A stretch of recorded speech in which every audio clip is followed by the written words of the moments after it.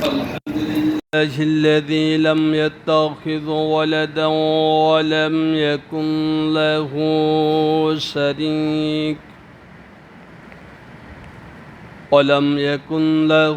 شريك في الملك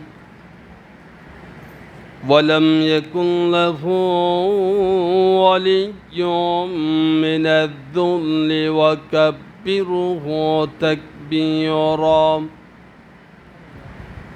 والصلاة والسلام على رسوله محمد وآله وأصحابه أجمعين. أما بعد فإن خير الحديث كتاب الله وخير الهدي هدي محمد صلى الله عليه وسلم وشر الأمور محدثاتها وكل محدثة بدعة وكل بدعة ضلالة وكل ضلالة في النار. أعوذ بالله من الشيطان الرجيم. بسم الله الرحمن الرحيم. قاف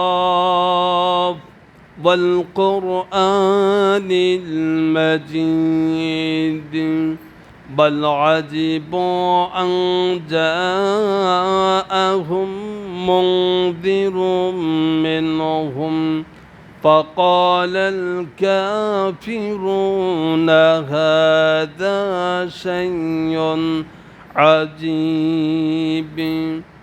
أإذا متنا وكنا ترابا ذلك رجع بعيد.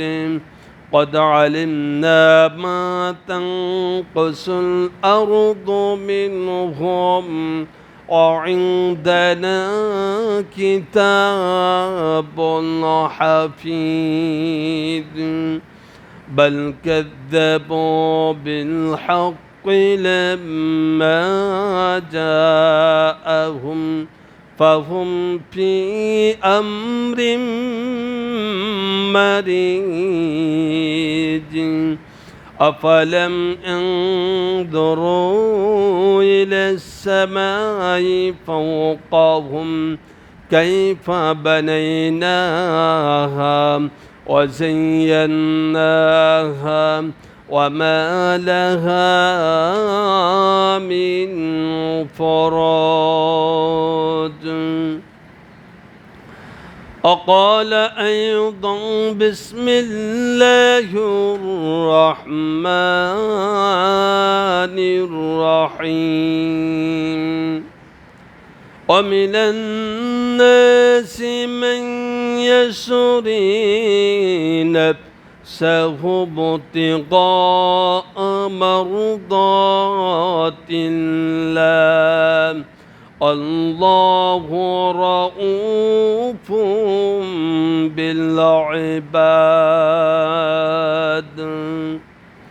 يا أيها الذين آمنوا ادخلوا في السلم كافة ولا تتبعوا خطوات الشيطان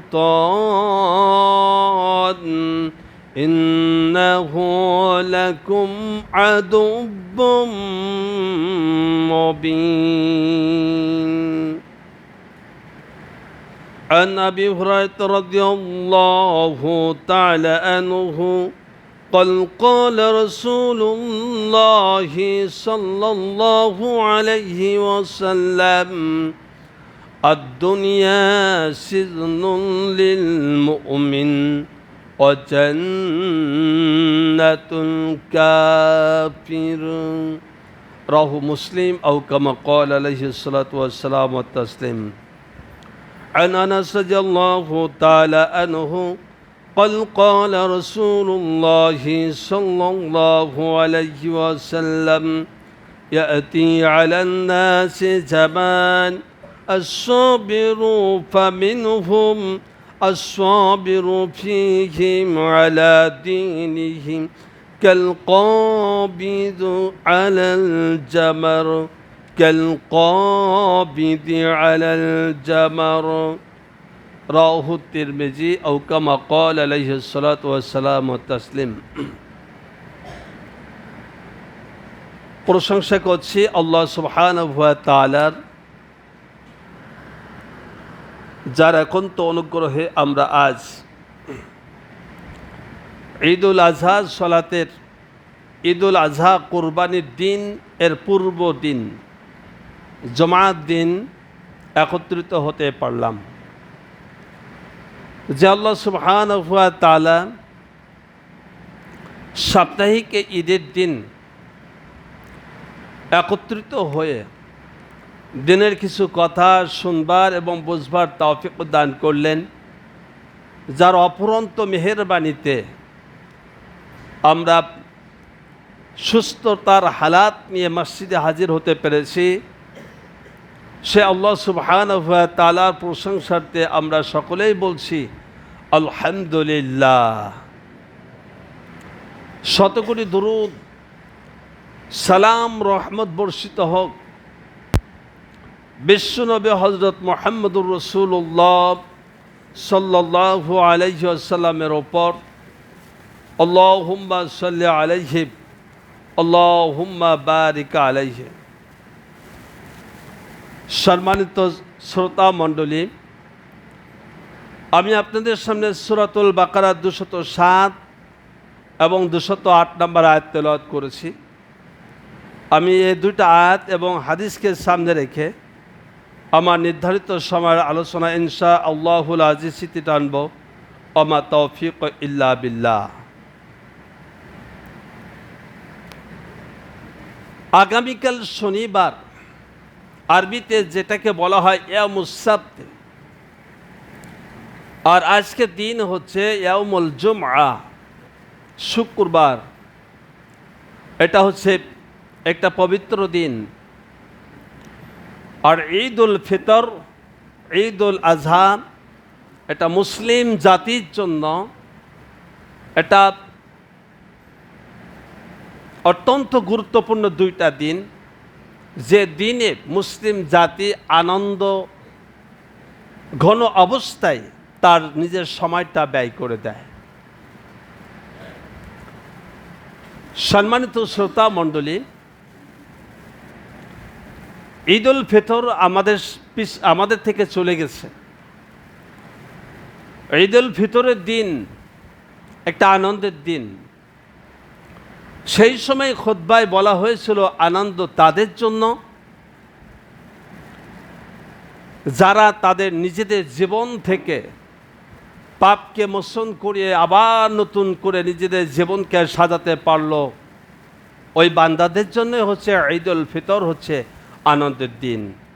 অর্থাৎ এক মাস সিয়াম থাকার পরে সিয়াম থেকে মুক্ত হলো, অর্থাৎ সিয়াম ভঙ্গ করলো, তারপরে একটা আনন্দের দিন আসে। সেদিনটা হচ্ছে ফিতরের দিন।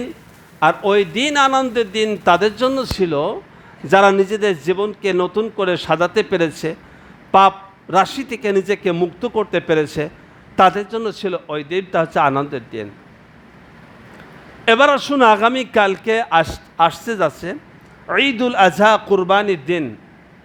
এই কুরবানির দিন আজ আপনার আমার জন্য আনন্দের দিন কেমনভাবে হচ্ছে? গোটা বিশ্বময় কোটি কোটি প্রাণী, ছাগল, গরু, দম্বা, উট কোরবানি করা হবে। বুঝি তাদের মনে হয় প্রাণ নেয় আর আমাদের শুধু প্রাণ আছে। মনে হয় শুধুমাত্র আনন্দ আমাদের জন্য, তাদের কোনো আনন্দ নাই।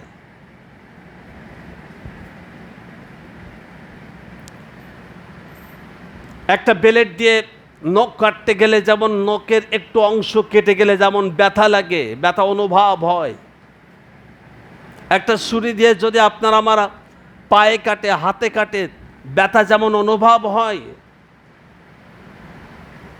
ঠিক তেমনই ভাবে একটা প্রাণী তার যে অংশে আপনি ব্যথা দেবেন, যেভাবেই ব্যথা দেবেন না কেন, এই ব্যথার কারণে সে ছটফটানি শুরু করবে এবং তার দেহর ভিতরে একটা বলা যায় কঠিন একটা অবস্থা তৈরি হবে।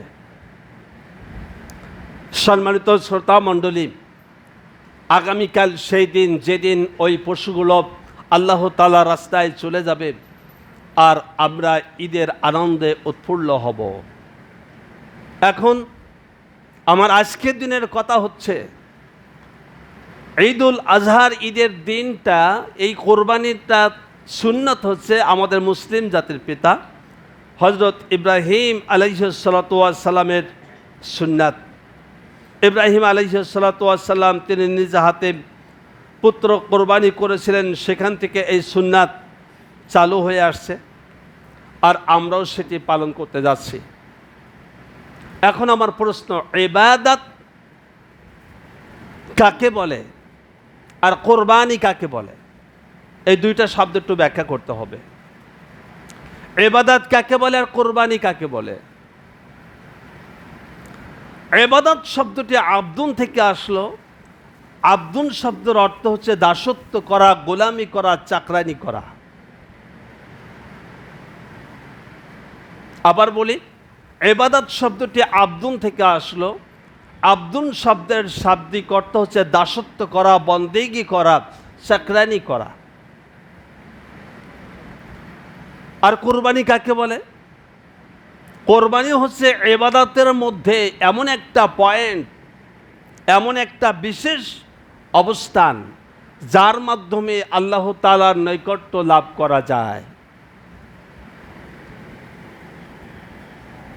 কোনো হিন্দু ব্যক্তির জন্য আপনার আমার এই কোরবানি নাই, খ্রিস্টানের জন্য কোরবানি নাই, পৌত্তলিকের জন্য কোরবানি নয়, আপনার একজন ফাসিক ফুজ্জার এমন কারোর জন্য কোরবানি নয়। কোরবানি একমাত্র তাদের জন্য যাদের অন্তরে তাকওয়া আছে। তাকওয়া তাদের অন্তরে থাকে যাদের অন্তরে ঈমান আছে। সম্মানিত উপস্থিতি, আসুন আমরা একটু বিষয়টা ভালো করে বুঝি।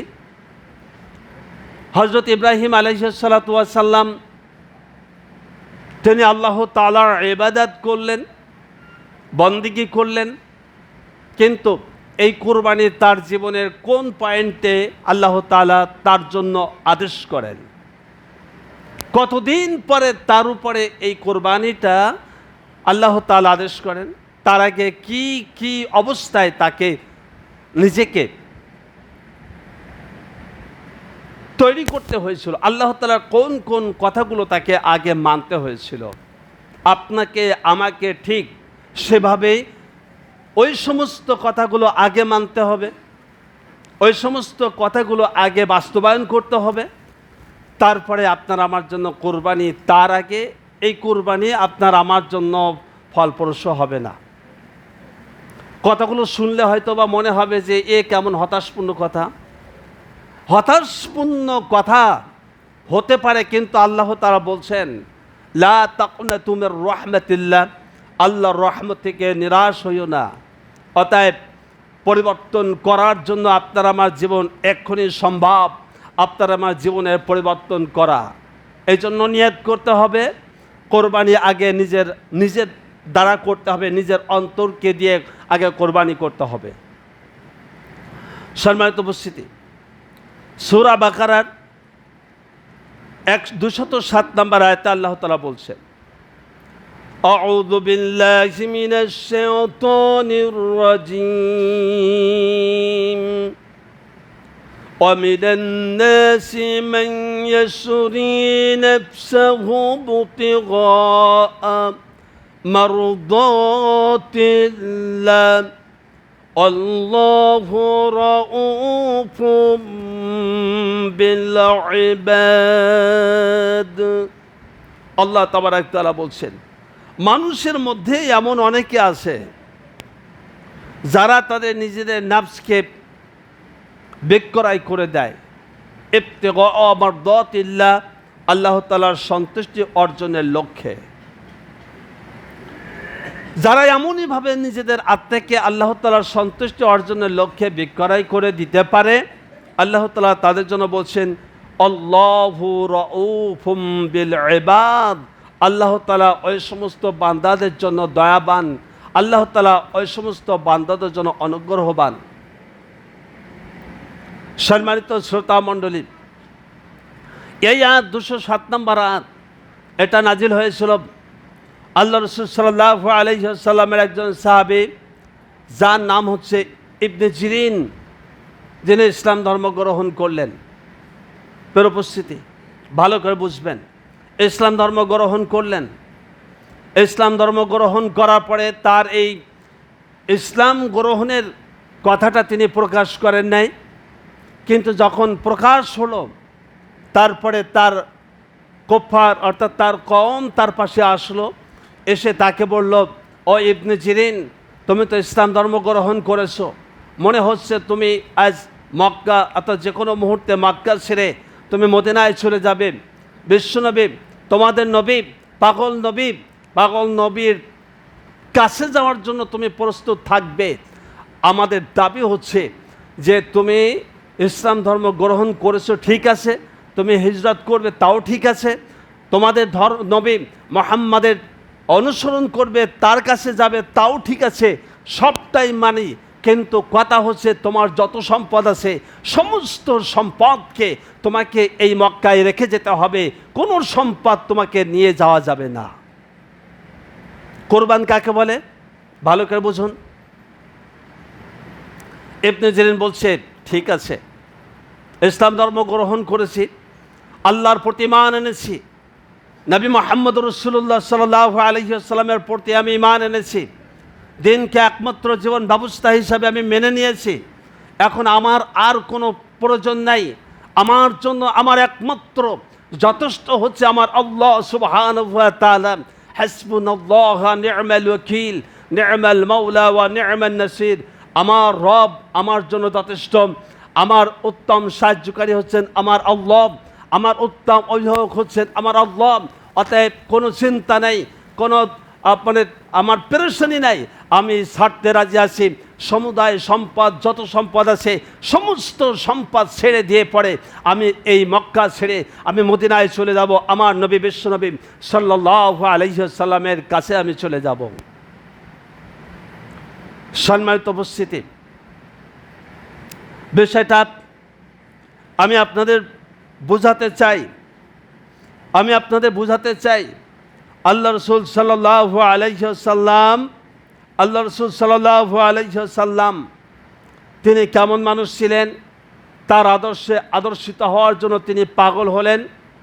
আমাদের নবী, মুসলিম জাতির পিতা হযরত ইব্রাহিম আলাইহিস সালাতু ওয়াস সালাম, তিনি কেমন মানুষ ছিলেন, যার আদর্শে আদর্শিত হওয়ার জন্য আল্লাহ সুবহানাহু ওয়া তাআলা তিনি পবিত্র কোরআনুল কারিমে স্পষ্টভাবে ঘোষণা করলেন। সম্মানিত উপস্থিতি, আয়াত শুনুন, সূরা আহজাবের 21 নম্বর আয়াতে আল্লাহ তাআলা বলছেন, লাকাদ কানা লাকুম ফি রাসূলিল্লাহি উসওয়াতুন হাসানাতুন লিমান কানা ইয়ারজুল্লাহা ওয়াল ইয়াওমাল আখির وذكر الله كثيرا। আল্লাহ সুবহানাহু ওয়া তাআলা বলছেন যে লাকাদ কানা লাকুম ফি রাসূলিল্লাহি উসওয়াতুন হাসানাতুন লিমান কানা ইয়ারজুল্লাহা ওয়াল ইয়াওমাল আখির। আল্লাহ তাআলা বলছেন, যারা আল্লাহ শেষ বিচার দিবসের প্রতি অর্থাৎ আখিরাতের মুক্তির আশা রাখে, আল্লাহ সুবহানাহু ওয়া তাআলা তাদের জন্য ঘোষণা করছেন, তাদের জন্য উত্তম আদর্শ হচ্ছেন আমাদের নবী মুহাম্মদুর রাসূলুল্লাহ সাল্লাল্লাহু আলাইহি সাল্লাম। বিশ্বনবী হযরত মুহাম্মদুর রাসূলুল্লাহ সাল্লাল্লাহু আলাইহি সাল্লামের আদর্শের মধ্যেই আছে আপনার আমার জন্য উত্তম আদর্শ। এই কথাটা প্রথমে মনে রাখি, হযরত ইব্রাহিম আলাইহিস সালাতু ওয়াস সালামের সুন্নাতকে আমরা পালন করতে যাচ্ছি। এই কথাটা আমি প্রথমে মনে রাখি যে রাসূল সাল্লাল্লাহু আলাইহি সাল্লামের আদর্শকে বাস্তবায়ন করার জন্য, রাসূল সাল্লাল্লাহু আলাইহি সাল্লামের সুন্নাতকে বাস্তবায়ন করার জন্য, আল্লাহ রাসূল সাল্লাল্লাহু আলাইহি সাল্লামের আনিত অর্থাৎ আল্লাহ তাআলার পক্ষ থেকে এই প্রেরিত দিনকে ব্যক্তি জীবন থেকে পারিবারিক জীবনে, পারিবারিক জীবন থেকে সামাজিক জীবনে, সামাজিক জীবন থেকে আপনার সর্বত্র পর্যায়ে দিনকে দুনিয়ার বুকে প্রতিষ্ঠার জন্য আমাদের নবী বিশ্বনবী সাল্লাল্লাহু আলাইহি সাল্লাম যেমন তিনি এই এক স্থানে বসে বসে তিনি তার ইবাদতে মগ্ন ছিলেন না, তিনি পথে প্রতিমধ্যে চলে গেছেন, রাস্তায় চলেছেন, বাড়িতে বাড়িতে গিয়েছেন, তারপরে তিনি দাওয়াতটা দিয়েছেন। আপনাকে আমাকে সেভাবে দাওয়াতের অনুসারী হতে হবে, সেভাবে আপনাকে আমাকে কাজ করতে হবে, সেভাবে আপনাকে আমাকে আগাতে হবে। আগাতে পারলেই সর্বপ্রথম আল্লাহ রাসূল সাল্লাল্লাহু আলাইহি সাল্লামের আদর্শকে বাস্তবায়ন করা সম্ভব হবে। অত সহজ নয় আপনাকে আমাকে এই কাকডাঙ্গা গ্রাম থেকে একজন মানুষ তাড়াই দেবে, অত সহজ নয়। আমি আপনাকে বলতে চাই, কাকডাঙ্গা গ্রাম থেকে আপনাকে আমাকে অত সহজে তাড়াই দেবে এমন অত সহজ নয়। কিন্তু আপনি ইসলামের পক্ষে কথা বলেন, আপনি দ্বীনের পক্ষে কথা বলেন, একজন মানুষ অন্যায় করছে, সেই অন্যায়ের বিপক্ষে আপনি কথা বলেন, দেখেন না আপনার শত্রু কোন দিক দিয়ে কত দিক দিয়ে আপনার শত্রু এসে যায়। সম্মানিত উপস্থিতি, বেশি কিছু কথা বলবো না। মনে করেন যে মাঝে মধ্যে যে ফিস্টি, মাঝে মধ্যে যে পিকনিকের কর্নার শুরু হয়, মাঝে মধ্যে যে পিকনিকের কর্নার শুরু হয়, এই পিকনিকের কর্নারের জন্য আপনি একটু প্রতিবাদী হয়ে সামনে আগায় দেখেন। আপনাকে কত কথা শুনতে হবে, আমাকে কত কথা শুনতে হবে, সমস্ত কথাকে মাথায় রেখে যদি আমি চলতে পারি, তাহলে সেটাই হবে হযরত ইব্রাহিম আলাইহিস সালাতু ওয়াস সালামের আদর্শের বাস্তবায়নের বাস্তব নমুনা। 5 ওয়াক্ত সালাতে মসজিদে মুয়াজ্জিন সাহেব আযান দিলেন, আর মসজিদে এসে 5 ওয়াক্ত সালাত আদায় করলাম, হয়ে গেল আমার দিন, এটা সঠিক নয়। রমাদান মাসের 1 মাস ধরে সিয়াম পালন করলাম, তারপরে ঈদের সালাত আদায় করলাম, আমার সিয়াম যথার্থ হলো না। আগামীকাল কোরবানি হবে, কোরবানির ঈদের দিন অর্থাৎ ঈদের জামাতে আমি ঈদের সালাত আদায় করেছি, গরু ছাগলের গলায় আমি ছুরি চালাই দিলাম, আমার কোরবানি হলো, এটা কোশ্চিনকালে এটা সঠিক নয়। আমার কোরবানি হওয়ার জন্য হযরত ইব্রাহিম আলাইহিস সালাতু ওয়াস সালামের আদর্শকে প্রথমে আপনাকে আমাকে বাস্তবায়ন করতে হবে, তারপরে তো আমার কোরবানিটা আপনার আমার জন্য চালু হয়ে যাবে। প্রিয় উপস্থিতি, হযরত ইব্রাহিম আলাইহিস সালাতু ওয়াস সালামকে আল্লাহ তাআলা নানাভাবে পরীক্ষা করেছিলেন। আমাদের নবী মুহাম্মদুর রাসূলুল্লাহ সাল্লাল্লাহু আলাইহি সাল্লামকে নানাভাবে পরীক্ষা করেছিলেন। এই পরীক্ষার পিছনের কারণটা কি? পরীক্ষার পিছনের কারণটা হচ্ছে সূরা আহজাবের 33 নম্বর আয়াতে আল্লাহ তাআলা বলছেন, ইন্নামা ইউরিদুল্লাহু লিইউযহিবা আনকুমুর রিজ্সা আহলাল বাইতি ওয়া ইউতাহহিরাকুম তাতহীরা। আল্লাহ তাআলা বলছেন, হে নবী পরিবারের সদস্যগণ, ইউরিদুল্লাহু, আল্লাহ তাআলা চান, লিইউযহিবা আনকুমুর রিজ্সা, তোমাদের থেকে অপবিত্রতা দূর করতে, তোমাদের থেকে অপবিত্রতা দূর করতে চান। আহলাল বাইত, তোমাদের পরিবার থেকে অপবিত্রতা দূর করতে চান। ওয়ায়ুতাহহিরাকুম তাতহীরা, এবং তিনি তোমাদেরকে পবিত্র করতে চান, পবিত্র করতে চান। সম্মানিত উপস্থিতি, কাদের কথা বলা হলো, কাদেরকে ডাক দিয়ে আল্লাহ তাআলা বলছেন? দেখেন আয়াত শুনুন, এটাও সূরা আল ইমরানের 33 নম্বর আয়াতে আল্লাহ তাআলা বলছেন, ইন্নাল্লাহা আস্তাফা আদম ওয়া নূহা ওয়া আলা ইব্রাহিম وآل عمران على العالمين। আল্লাহ তাআলা এই সূরা আলে ইমরান 33 নম্বর আয়াতে যে ভাষ্যটা দান করলেন, আমরা কোথায় আছি এখানে বুঝতে পারবেন। আমরা কোন পর্যায়ে আছি এটা আপনি আমি বুঝতে পারবো। দেখেন আল্লাহ তাআলা বলছেন, ইন্নাল্লাহ আস্তাফা, নিশ্চয় আল্লাহ তাআলা মনোনীত করলেন আদম আলাইহিস সালাতু ওয়াস সালামকে, নূহ আলাইহিস সালাতু ওয়াস সালামকে, ওয়া আল ইব্রাহিম, ইব্রাহিম আলাইহিস সালাতু ওয়াস সালামের বংশধরদেরকে, ইব্রাহিম আলাইহিস সালাতু ওয়াস সালামের বংশধর গণকে, ও আল ইমরান, ইমরান আলাইহিস সালাতু ওয়াস সালামের বংশধরকে, আলাল আলামিন, গোটা বিশ্ব মানবতার জন্য। তাহলে আমরা কোথায় আছি একটু বংশধারায় আমরা দেখি। ইব্রাহিম আলাইহিস সালাতু ওয়াস সালামের দুই ছেলে, এক নম্বর হচ্ছে ইসমাইল আলাইহিস সালাতু ওয়াস সালাম, দুই নম্বর হচ্ছে ইসহাক। ইসহাক হচ্ছেন সারার পুত্র, ইসমাইল আলাইহিস সালাতু ওয়াস সালাম হচ্ছেন বিবি হাজেরার পুত্র। ইসহাক আলাইহিস সালাতু ওয়াস সালামের সন্তান হচ্ছেন ইয়াকুব আলাইহিস সালাতু ওয়াস সালাম। ইয়াকুব আলাইহিস সালাতু ওয়াস সালামের সন্তান হচ্ছেন ইউসুফ আলাইহিস সালাতু ওয়াস সালাম। ইউসুফ আলাইহিস সালাতু ওয়াস সালাম থেকে এবার ইসহাক আলাইহিস সালাতু ওয়াস সালামের সন্তানের ভিতরে ইয়াহুদ ছিল, নাসরা ছিল, আর এর মধ্যে এইভাবে আস্তে আস্তে চলে আসলো। এবার চলে আসেন হযরত বিবি হাজিরার সন্তান হচ্ছে ইসমাইল আলাইহিস সালাতু ওয়াস সালাম। ইসমাইল আলাইহিস সালাতু ওয়াস সালামের এই সন্তান এর বংশ পরস্পরায় এর সিলসিলায় চলে আসলেন আমাদের নবী মুহাম্মদুর রাসূলুল্লাহ সাল্লাল্লাহু আলাইহি ওয়াসাল্লাম। আমাদের নবী মুহাম্মদুর রাসূলুল্লাহ সাল্লাল্লাহু আলাইহি ওয়াসাল্লামের চেহারা ছিল আমাদের মুসলিম জাতির পিতা হযরত ইব্রাহিম আলাইহিস সালাতু ওয়াস সালাম যেমন চেহারার অধিকারী ছিলেন, আপনার আমার নবী মুহাম্মদুর রাসূলুল্লাহ সাল্লাল্লাহু আলাইহি ওয়াসাল্লাম ঠিক তেমন চেহারার অধিকারী ছিলেন। শুধু তাই নাই, আগামীতে চলে আসবে ইমাম মাহদী আলাইহিস সালাতু ওয়াস সালাম। ইমাম মাহদী আলাইহিস সালাতু ওয়াস সালাম ঠিক একইভাবে আল্লাহ রাসূল সাল্লাল্লাহু আলাইহি ওয়াসাল্লামের কন্যা ফাতেমার বংশ থেকে চলে আসবেন।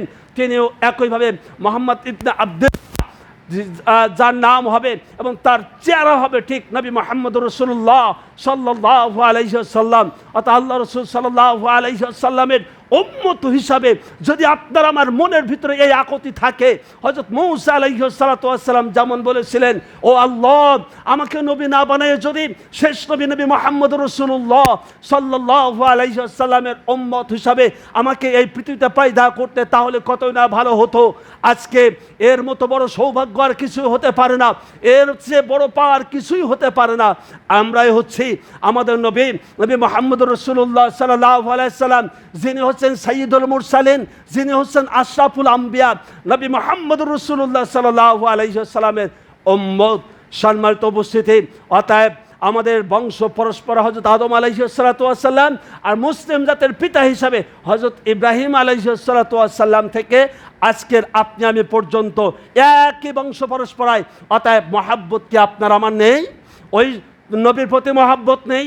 নবী ইব্রাহিম আলাইহিস সালাতু ওয়াস সালামের প্রতি কি মহাব্বত নেই?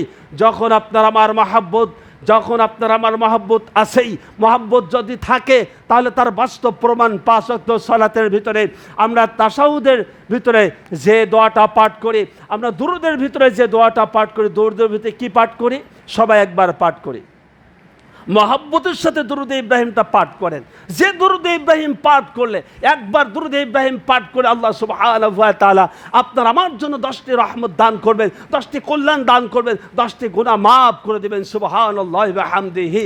আমরা সকলেই পাঠ করি, আল্লাহুম্মা সাল্লি আলা মুহাম্মাদিন ওয়া আলা আলি মুহাম্মাদ كما صليت على إبراهيم وعلى آل إبراهيم إنك حميد مجيد اللهم بارك على محمد وعلى آل محمد كما باركت على إبراهيم وعلى آل إبراهيم إنك حميد مجيد।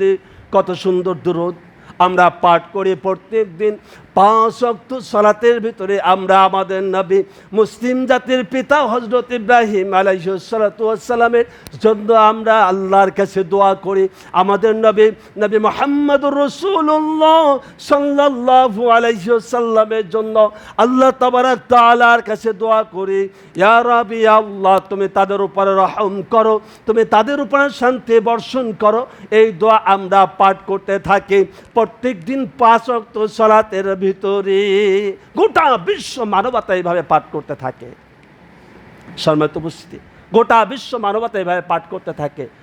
সম্মানিত উপস্থিতি, এই দরুদে ইব্রাহিম যখন পাঠ করব, দরুদে ইব্রাহিম পাঠ করার সাথে সাথে মহাব্বত তাদের জন্য মতনই হবে। আর যদি মহাব্বত পরিপূর্ণতায় হয়, আর যদি তাদের জীবন থেকে আপনি আমি শিক্ষা গ্রহণ করতে পারি, তাহলে সর্বপ্রথম আপনার আমার জন্য যে কাজটা হবে, হযরত ইব্রাহিম আলাইহিস সালাতু ওয়াস সালাম যে কাজটা করেছিলেন, এটা আপনাকে আমাকে করতে হবে। প্রথম কাজটা কি? দাওয়াত দেওয়া। প্রথম কাজটা কি? দাওয়াত দেওয়া। সম্মানিত উপস্থিতি, দাওয়াত এটা আপনাকে আমাকে দিতে হবে, সবাইকে দিতে হবে। প্রথম নিজেকে দেন, ব্যক্তি নিজেকে, আপনাকে আমাকে নিজেকে দাওয়াত দিতে হবে, তারপরে পরিবারকে দাওয়াত দিতে হবে, তারপরে সমাজকে দাওয়াত দিতে হবে। এটা হচ্ছে প্রথম কথা, যে কথাটা আমরা জানতে পারলাম সূরা আনআম এর আপনার ৭৪ নম্বর আয়াতের মাধ্যমে। আল্লাহ তাআলা বলছেন, وَإِذْ قَالَ إِبْرَاهِيمُ لِأَبِيهِ آزَرَ أَتَتَّخِذُ أَصْنَامًا آلِهَةً إِنِّي أَرَاكَ وَقَوْمَكَ فِي ضَلَالٍ مُبِينٍ। সন্তান ইব্রাহিম আলাইহিস সালাতু ওয়াস সালাম পিতাকে ডাক দিয়ে বলেন, হে আমার পিতা শুনে রাখুন, হে আমার পিতা শুনে রাখুন, আতাত্তাখিযু আসনামান আলিহা, আপনি ওই মূর্তি প্রতিমাকে আপনি রব হিসেবে গ্রহণ করেছেন, আপনারা গ্রহণ করেছেন এক আল্লাহকে বাদ দিয়ে, আল্লাহ তাবারাক তাআলার ইবাদতকে বাদ দিয়ে মূর্তি পূজা আপনি শুরু করেছেন।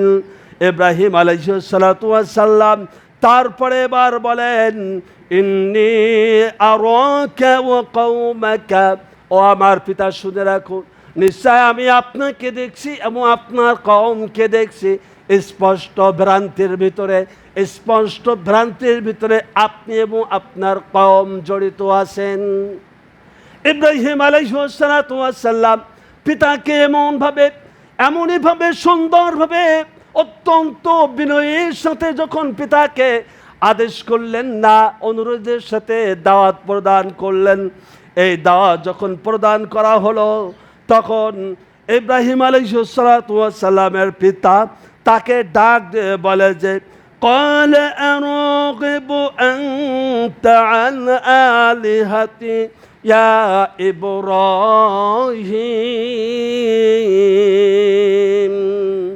ইব্রাহিম আলাইহিস সালাতু ওয়াস সালামের পিতা এবার ইব্রাহিমকে ডাক দিয়ে বলছে, অর্থাৎ আজর ইব্রাহিমকে ডাক দিয়ে বলছে যে,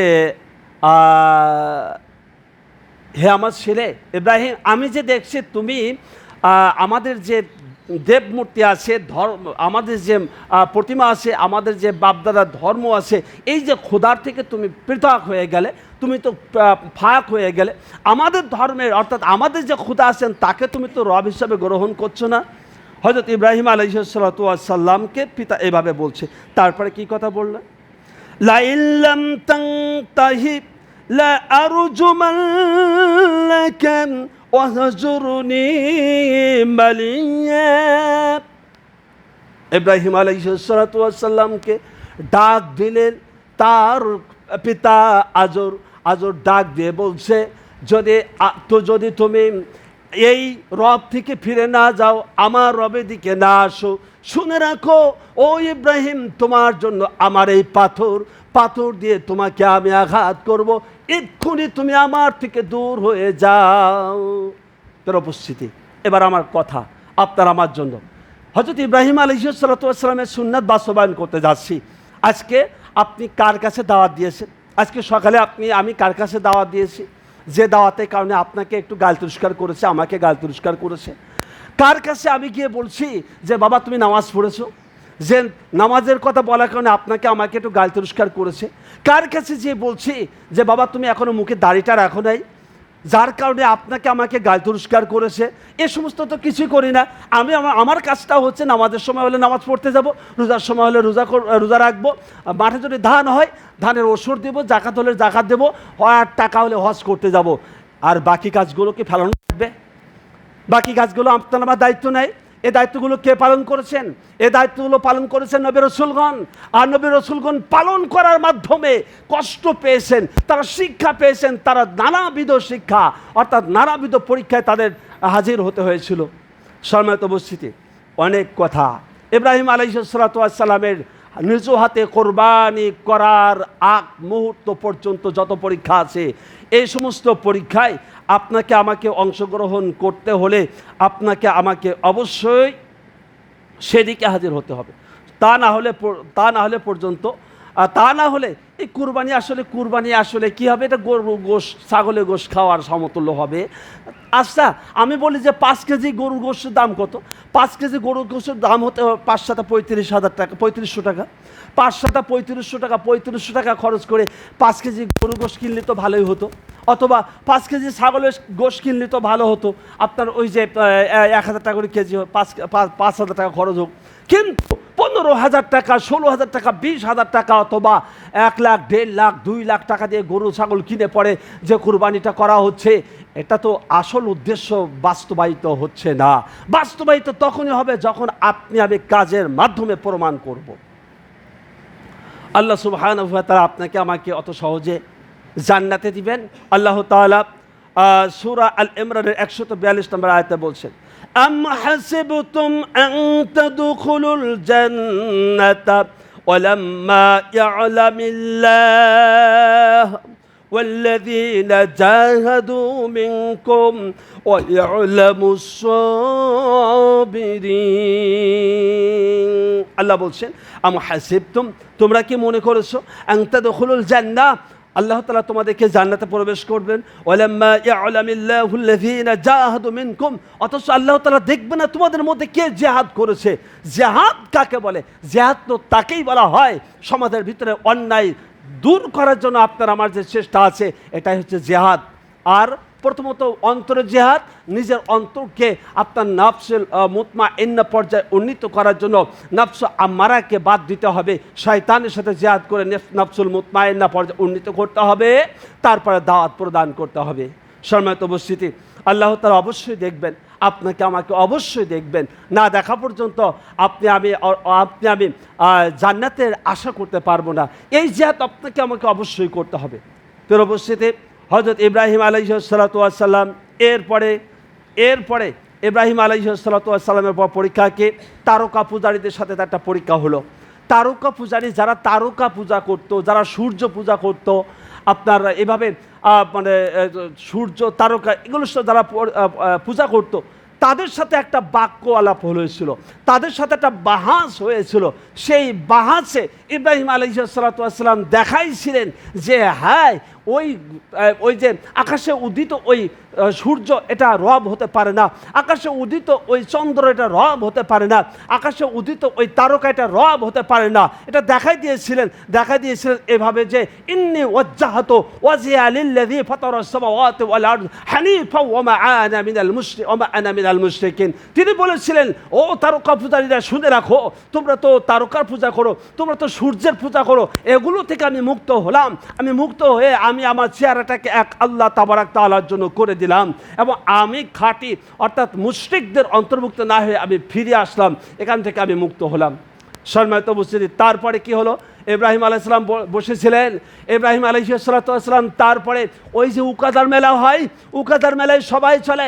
ইব্রাহিম আলাইহিস সালাতু ওয়াস সালামকে নিয়ে তারা খুব খেলাধুলা করে, তাকে নিয়ে চলতে থাকে। কিন্তু কথা হচ্ছে ইব্রাহিম আলাইহিস সালাতু ওয়াস সালাম ছোট্ট বেলা থেকে টাটকা অর্থাৎ ডান পিঠে কথা বলেন, সঠিক কথাটা বলেন, সঠিক যে কথা আছে সেই কথাটা তার মুখ দিয়ে বের হয়। অন্যায় যেখানে থাকে তার বিপক্ষে সঠিক কথাটা তিনি বলেই তার সেখানে একটা বাধা সৃষ্টি করেন যে এখানে তোমরা এই কাজটা কেন করলে। এবারে দেখলো যে এরা যে দেবমূর্তি পূজা করে অর্থাৎ মন্দির অর্থাৎ মাটি দিয়ে পুতুল তৈরি করে তারপরে সেখানে পূজা করে। এবারে চিন্তা করলো যে এর একটা উত্তম শিক্ষা দেওয়া দরকার। উত্তম শিক্ষা দিলেন কেমনে? তিনি কিন্তু ওই উকাজার মেলায় যাওয়ার সময় তাকে বলা হয়েছিল যে ও ইব্রাহিম চলো যাই, আমরা মেলায় যাই। ইব্রাহিম আলাইহিসসালাম সেখানে সত্য এবং মিথ্যা, সত্য কথা বলেছিলেন, মিথ্যাও নয়। তিনি বলেছেন ইন্নী সাকিম, এটা তাফসিরে এসেছে। তিনি মানসিকভাবে অসুস্থ ছিলেন, যে যার ভিতরে যে কওমের ভিতরে মূর্তি পূজা আছে সেখানে কিভাবে চলতে পারে, এই কম তো ফিরে নিয়ে আসতে হবে। যার জন্য তিনি ওই দেব মন্দিরের ভিতরে প্রতিমার ভিতরে ঢুকে পড়ে প্রতিমা অর্থাৎ মূর্তিগুলোকে ভেঙ্গে বড় মূর্তির ঘাড়ে কুড়া রেখে দিয়েছিলেন। এই কাজটা কেন করলেন? এটা হচ্ছে তার জিহাদের অন্যতম একটা বৈশিষ্ট্য, যে অন্যায় যেখানে আছে সেখানে তার কথা থাকবেই।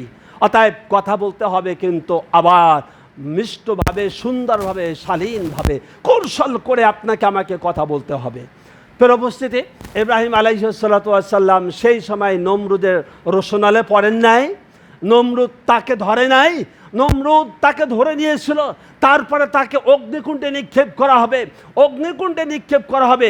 কথা হচ্ছে আপনি আমি জিহাদ করি, আপনি আমি অন্যায়ের বিপক্ষে অবস্থান নেই, ওই সময় মানুষ আপনার আমার বিপক্ষে এসে কোশ্চিনকালে আপনার আমার বিপক্ষে অবস্থান নিতে পারবে না।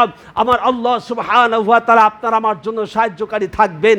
হযরত ইব্রাহিম আলাইহিসসালাম ওই দিন তিনি ওই অগ্নিকুণ্ডের উপর অবস্থান করছেন। এই অগ্নিকুণ্ডের উপর অবস্থান করে যখন তাকে নিক্ষেপ করা হবে, ওই সময় ফেরেশতা জিবরাইল আমিন আলাইহিসসালাম সে বলছে আমার কাছে সাহায্য চাও, গোটা নমরুদ কওমকে এই পাখার আগুন দিয়ে ভস্মভূত করে দিব। হযরত ইব্রাহিম আলাইহিসসালাম সেদিন বলেছিলেন যে ইন্না সলাতি ওয়া নুসুকি ওয়া মাহইয়ায়া ওয়া মামাতি লিল্লাহি রাব্বিল আলামিন। কোথায় আছে আমার কোরবানি?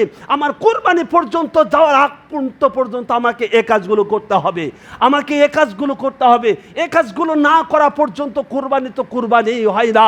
আল্লাহ তাআলা ওই পশুর কোরবানি কবুল করবেন না, ওই ব্যক্তির কোরবানি কবুল করবেন না। আল্লাহ তাআলা দেখেন না ওই পশুর আপনার রক্ত, গোশ, মাংস এগুলো দেখেন না।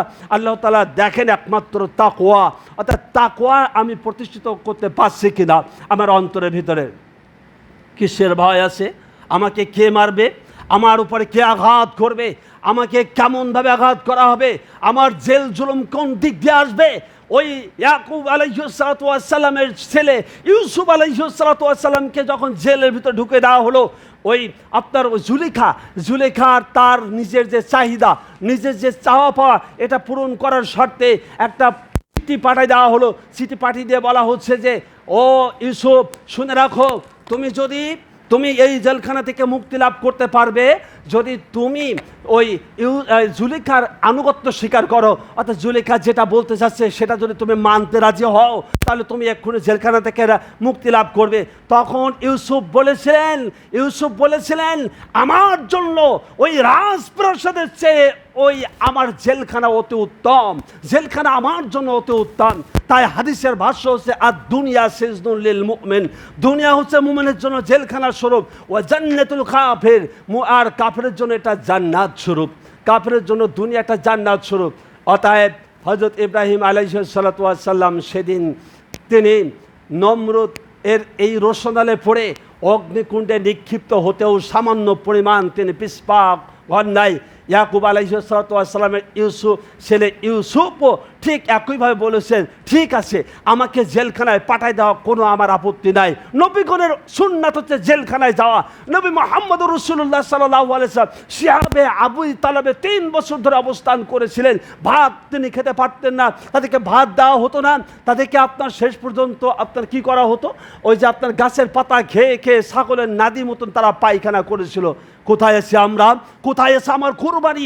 কেমনভাবে আমি কোরবানি করছি? কোরবানির আগের কাজগুলো আমি কিছুই করি নাই, কোরবানির আগের কোনো কাজ আমার দ্বারা হচ্ছে না। অতএব আমার কোরবানিকে আল্লাহ তাআলা কবুল করবেন?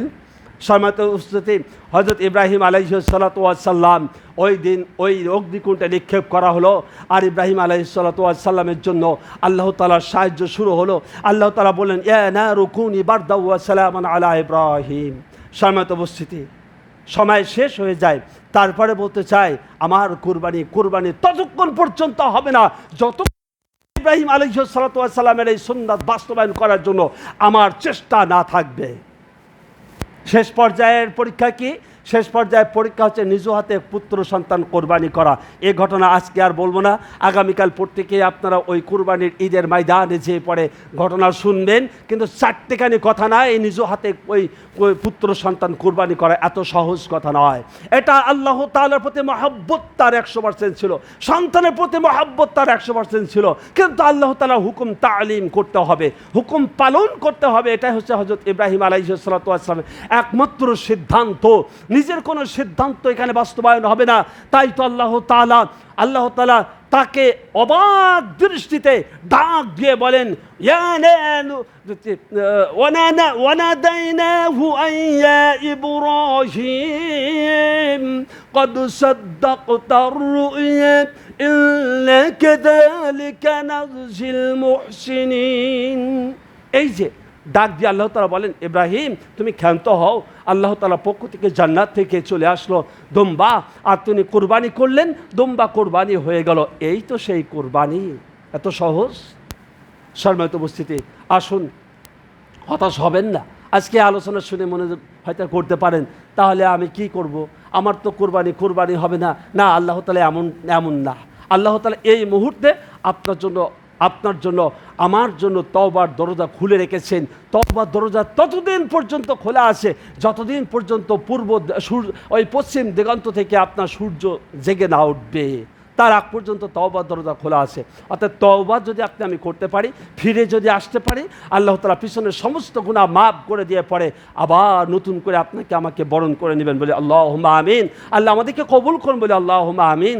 আল্লাহ তাআলা আমাদের এই কোরবানিকে কোরবানি হিসেবে কবুল করুন, তার নিকট অর্থাৎ নৈকট্যবান বান্দা হিসেবে কবুল করুন বলে আল্লাহুম্মা আমিন। ওয়া আখিরু আলহামদুলিল্লাহি রাব্বিল আলামিন। বারাকাল্লাহু লানা ওয়া লাকুম ফিল কুরআনিল আযীম ওয়া নাফা'না ইয়্যাকুম বিল আয়াতি ওয়া যিকরিল হাকীম। فإنه تعالى زواج كرم مالك بر رؤوف رحيم।